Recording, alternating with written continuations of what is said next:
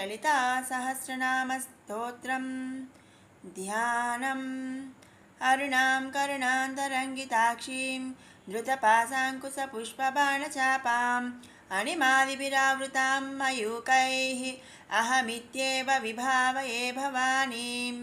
ధ్యాయేత్ పద్మాసనస్తాం వికసితవదనాం పద్మపత్రాయతాక్షీం హేమాభాం పీతవస్త్రాం करकलितलसद्धेमपद्मां वराङ्गीं सर्वालङ्कारयुक्तां सततमभयदां भक्तनम्रां भवानीं.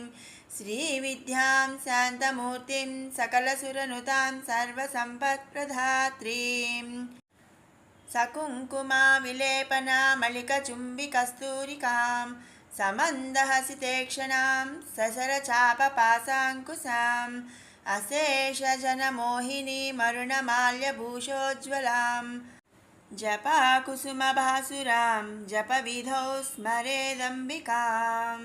35వ శ్లోకం. కంఠాదః కటిపర్యంత మధ్యకూటస్వరూపిణి శక్తికూటైకతాపన్నా కట్యదో భాగధారిణి. కంఠాదః కటిపర్యంత మధ్యకూట స్వరూపిణి. కంఠము యొక్క కింద భాగం అంటే కంఠము అంటే మెడ నుంచి క్రింద భాగము నుండి మొల వరకు ఉన్న భాగాన్ని మధ్యకూట స్వరూపమును కలిగి ఉన్నటువంటిది. పంచదశి మంత్రం మనం ముందు నామంలో తెలుసుకున్నాం కదా. పంచదశి మంత్రం అంటే 15 అక్షరాల కూటమి. అందులోని మొదటి 5 అక్షరాలు వాగ్భవ కూటంగా చెప్పుకున్నాం. ఆ తరువాతి 6 అక్షరాలని మధ్య కూటమిగా చెప్తారు. ఆ మధ్య కూటమిని విభజించి జపిస్తున్నప్పుడు క్లీం అనే అక్షరంతో సంగ్రహిస్తారు. ఆ క్లీం అనే అక్షరం కామరాజకూటమని పేరు. పంచదశి మంత్రమునందు 6 అక్షరముల సముదాయమునకు మధ్యకూటమని, అలాగే మంత్రమునందు దీనికి కామరాజకూటము అని కూడా పేరు. అనగా కామమును పుట్టించినది అని అర్థం. అటువంటి మధ్యకూటమును కంఠము కింద నుండి మొల వరకు గల ప్రదేశమునందు దేవి ధరించి ఉన్నది అని ఈ నామము యొక్క అర్థం. అందుకే ఆ దేవిని కంఠాదః కటిపర్యంత మధ్యకూట స్వరూపిణి అని స్తుతిస్తున్నాము. తరువాత నామం శక్తి కూటైక తాపన్న కట్యధోభాగధారిణి.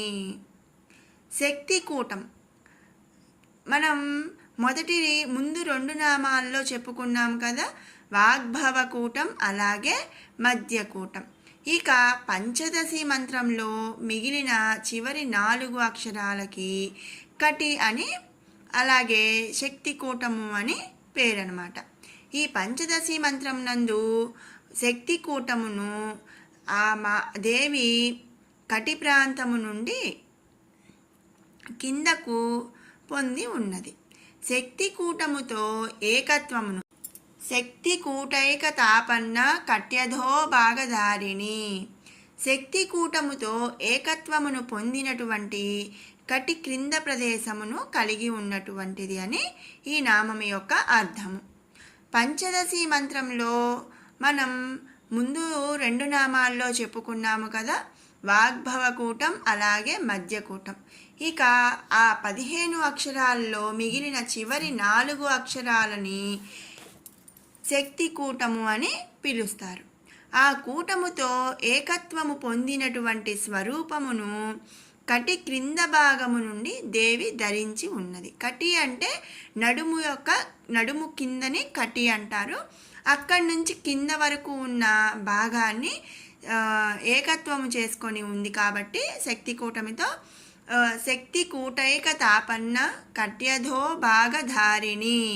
శక్తి కూటైక అంటే శక్తి కూటము, తాపన్న కట్య అంటే కటి భాగంతో ఏకత్వము అయ్యి భాగధారిణి ధరించి ఉంది అని ఈ నామం యొక్క అర్థం అన్నమాట.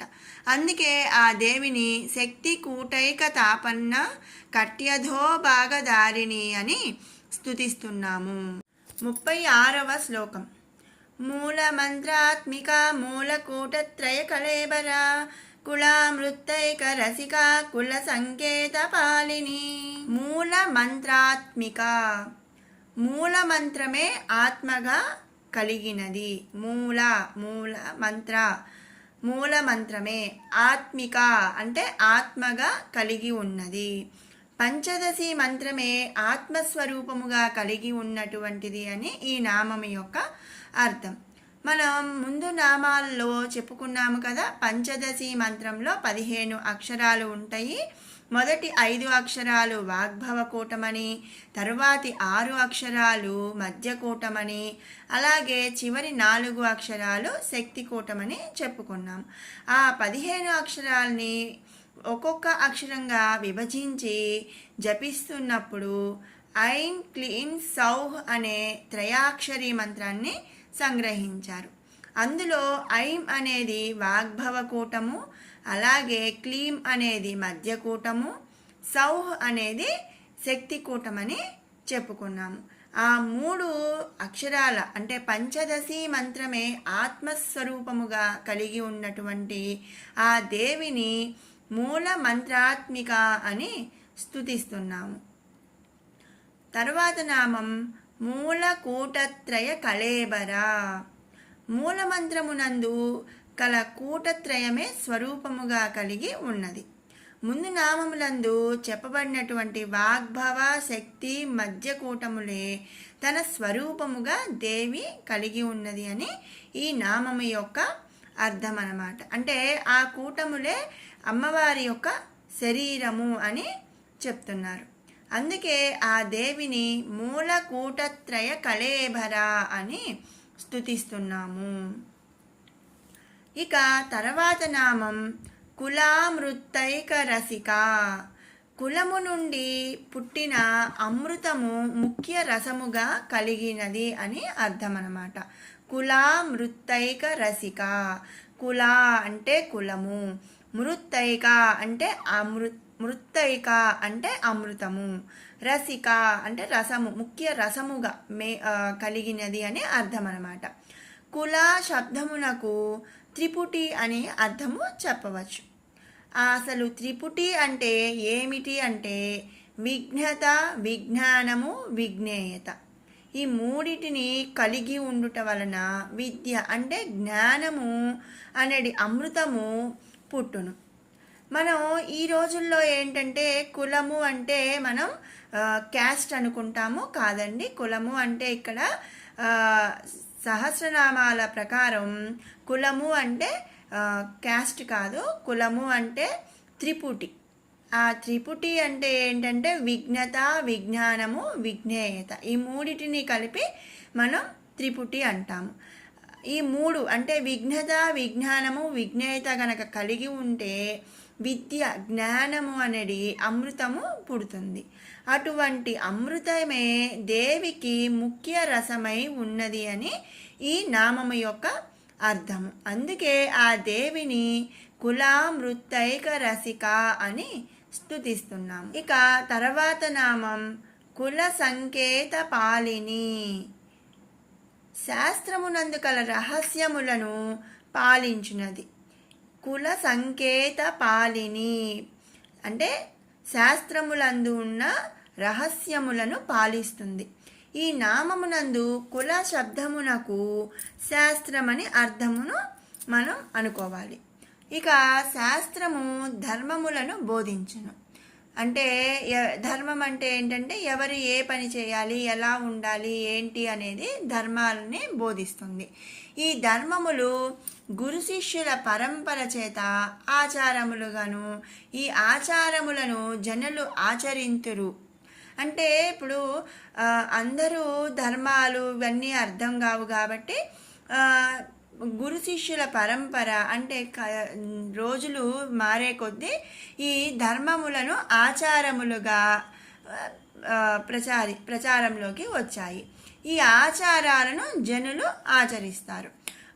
అంటే చెప్తారు కదా, ఇప్పుడు ఒకరు బాగా అంటే పూజలు చేయాలని కానీ, లేక అంటే ఎవరు ఏ పని చేయాలి, ఎవరు ఎలా ఉండాలి, ఏంటి అనేది ప్రతిదీ కూడా మనం ఇప్పుడు ఆచారాలుగా పాటిస్తున్నాం. ఈ అట్టి శాస్త్రములందు గల రహస్యములను దేవి ఎల్లప్పుడూ రక్షిస్తుంది అని ఈ నామము యొక్క అర్థం అన్నమాట. అందుకే ఆ దేవిని కుల సంకేత పాలిని అని మనం స్తుతిస్తున్నాము. 35, 36 శ్లోకాల వివరణ తెలుసుకున్నాం కదా. ఇప్పుడు 33 నుంచి 36 వరకు 2 సార్లు పారాయణ చేసుకుందాం. కామేశ్వరాస్త్ర నిర్దగ్ధ సబండాసుర శూన్యక బ్రహ్మోపేంద్ర మహేంద్రాది దేవ సంస్థుత వైభవ హరనేత్రాగ్ని సందగ్ధ కామ సంజీవనౌషధి శ్రీమద్వాగ్భవకూటైక స్వరూపముఖ పంకజ కంఠాధ కటి పర్యంత మధ్యకూట స్వరూపిణి శక్తికూటైకతాపన్న కట్యదో భాగధారిణి మూలమంత్రాత్మికా మూలకూటత్రయ కళేవరా కులామృత్తైక రసిక కుల సంకేత పాలిని. మరొక మారు పారాయణ చేద్దాము. కామేశ్వరాస్త్ర నిర్దగ్ధ సబండాసుర శూన్యక బ్రహ్మోపేంద్ర మహేంద్ర కామేశ్వరాస్త్ర నిర్దగ్ధ సబండాసుర శూన్యక బ్రహ్మోపేంద్ర మహేంద్రాది దేవ సంస్థుత వైభవ హరనేత్రాగ్ని సందగ్ధ కామ సంజీవనౌషధి శ్రీమద్వాగ్భవకూటైక స్వరూపముఖ పంకజ కంఠాధ కటి పర్యంత మధ్యకూట స్వరూపిణి శక్తికూటైకతాపన్న కట్యదో భాగధారిణి మూలమంత్రాత్మిక మూలకూటత్రయ కళేవరా కులామృత్తైక రసిక కుల సంకేత పాలిని. ఓం శ్రీమాత్రే నమః.